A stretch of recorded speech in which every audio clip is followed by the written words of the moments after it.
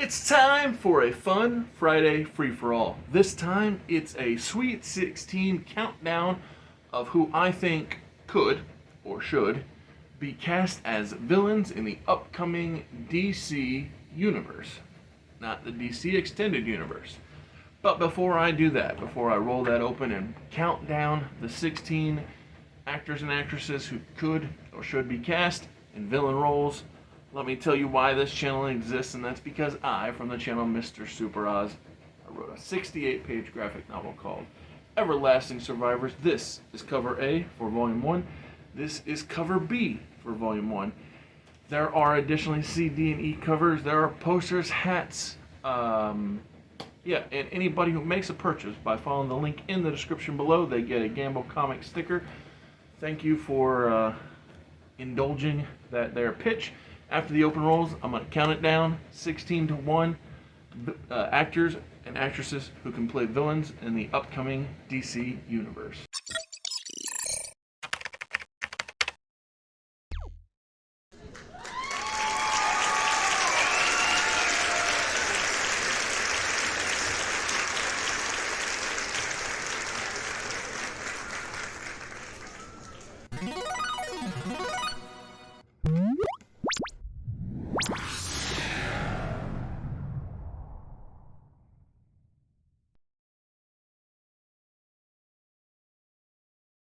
Blue Beetle, even though it wasn't originally slated to be the launching point for James Gunn's DC universe, he liked it, so he said, it's mine, and he added it to his slate. I think that's a little telling, a little disconcerting, if you will, but it is what it is.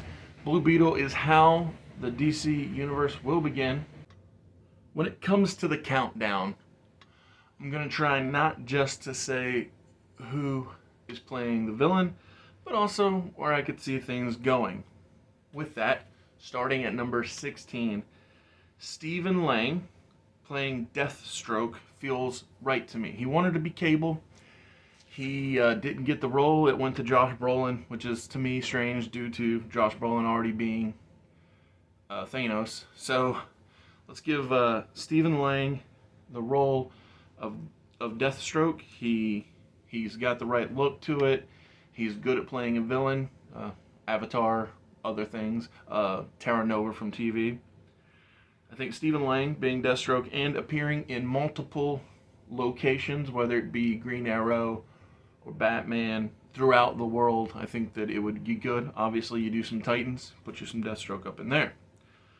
So, with the continued confusion of who or what remains from the past, I'm going to go ahead and rebook a villain that we've already had in the DC Extended Universe. Don't know if he's changing or not, but with him going, the actor that played Black Manta going to Marvel, let's cast John David Washington to be the new Black Manta for the DC Universe going forward.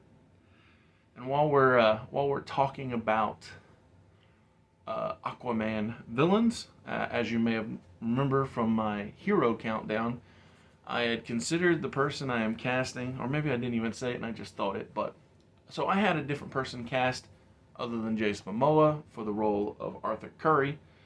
That being, I can't remember his name, but I'll pop up his picture. One of the leads from a movie I loved last year, that being Vengeance. And his brother, Orm, should or could be a big get from the Marvel Cinematic Universe, that being Chris Evans playing the role of Ocean Master.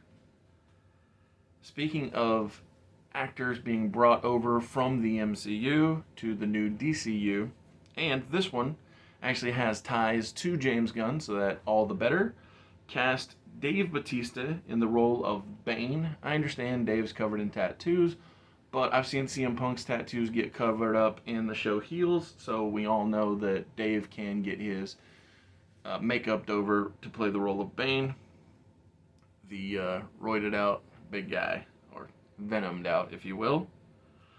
Number 12, Clarion the Witch Boy. I think that he would be great for all kinds of chaos. Have Aidan Gallagher play the role, because this is a villain we haven't seen before within the prior movie universe. I mean, that's really something that I want to emphasize throughout this, is getting new and eclectic villains. So Clarion the Witch Boy, played by Aidan Gallagher, is number 12. Number 11, Tristan Mays playing Catwoman. Again, trying to keep things fresh, obviously, with The Batman not being within continuity to James Gunn's world. We would need to cast somebody else, not going to go Anne Hathaway. Like with the Christopher Nolan world, man, so many repeat characters. But number 10, getting into the top 10 of the countdown, I'm going to say that getting Vincent D'Onofrio to play Gorilla Grodd would be freaking-tacular. I love when that guy plays bad. I loved him as Kingpin. I loved him as Edgar in Men in Black. Vincent D'Onofrio has a lot of range, and I believe can bring a lot to the table. This number 9 pick, I believe, is controversial or puzzling, if you will. So, I know that Lady Gaga got cast as Harley Quinn in the follow-up to the Joker film. And even though I don't want to tie the Joker movie to the James Gunn universe, I think that it'd be interesting to see Lady Gaga play two separate versions of the character, one within James Gunn's universe and one within the one that's outside continuity. So, with that, I cast Lady Gaga to play Harley Quinn in James Gunn's DC universe, just as a little Easter egg, a little surprise, haha. And so number 8, casting the Joker. Again, a character that's been cast many times, whether it's Jack Nicholson or Heath Ledger, most recently Joaquin Phoenix. But this time, a man I've long thought would do excellent in the role, that being Willem Dafoe, which is why I kept Lady Gaga in the mix and didn't go ultra young. I kept them both up in age to see if Lady Gaga can give two separate performances. And, as I said, I think Willem Dafoe proved as the Green Goblin that he can, the demented Green Goblin, not the Norman Osborn part. A little bit of Norman, but I believe that Willem Dafoe proved that he can go all the way for the role of the Joker. And so, moving on to number 7, this is another keep, if you will.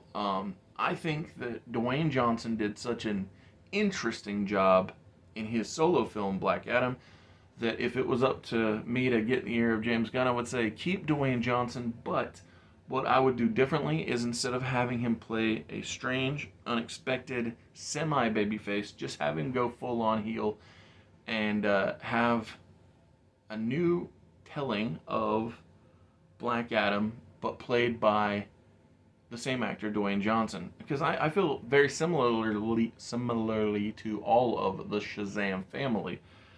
If given the opportunity, I would like to allow them to have another shot.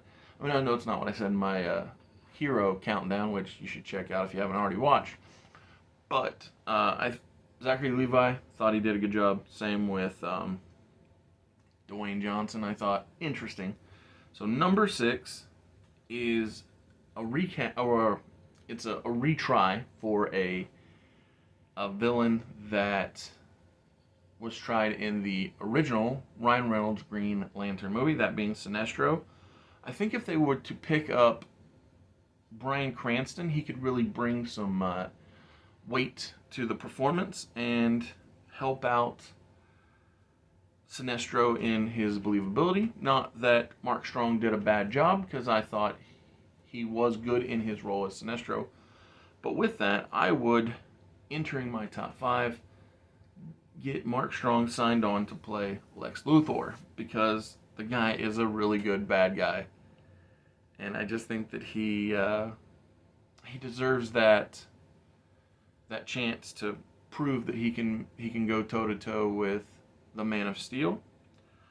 Number 4 in the countdown is a villain we haven't seen in live action before, that being Queen Bee.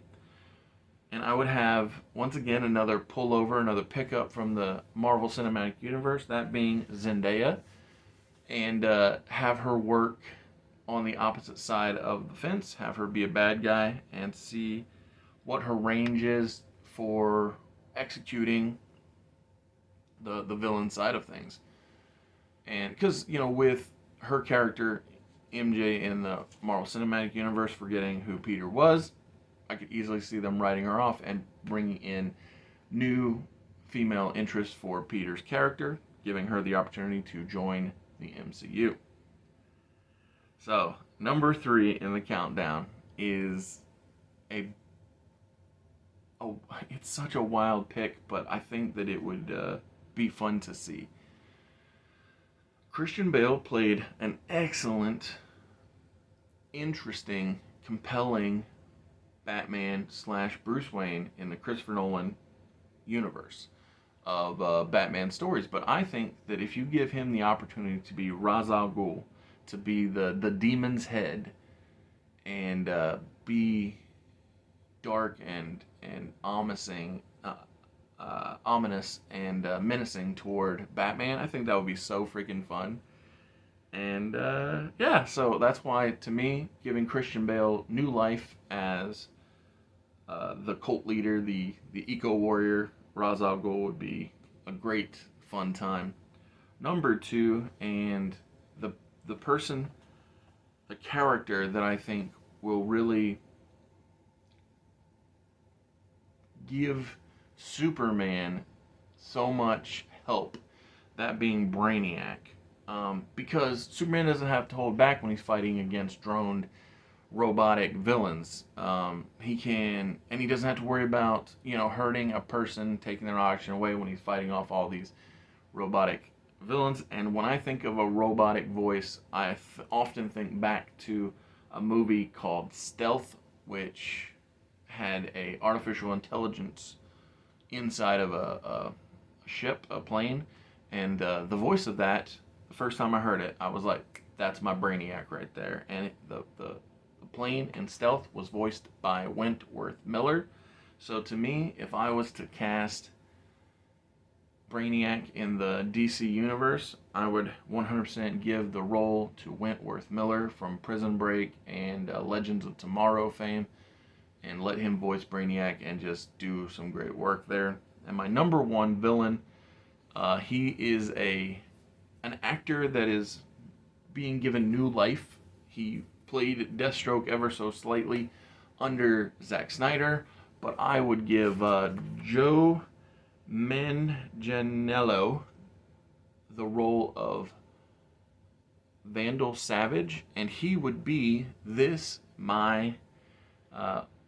I could talk to James Gunn, Vandal Savage would be the overarching, the Thanos, if you will, of the DC universe. The reason being is he gets his immortality bestowed upon him before any of the heroes come into existence, and he's able to start his foundation of villainy long before any of them are active. Thus, I would treat Vandal in this world much like how Kingpin was in the Spider-Man animated series, where he is basically the puppet master, the guiding force, the invisible hand, if you will, behind all of the said villains and what they're up to, because he has all of them doing his bidding. And then when it's finally revealed that this power broker was the one moving all the pieces around, that's when you reveal that he's a smart Neanderthal-ish character, but evolved to be anti-death, if you will, or not easily killed off. And so yeah, that's just a fun countdown of 16 spots, that in 16 actors that could fill said roles for the DC universe going forward. Will any of it happen? Probably not. But it's just a fun thing to do here on the channel. And with that, thank you for joining me here. And come back on Monday for a movie review, and Tuesday and Thursday for trivia. And see you next Friday for some more Friday free-for-all action.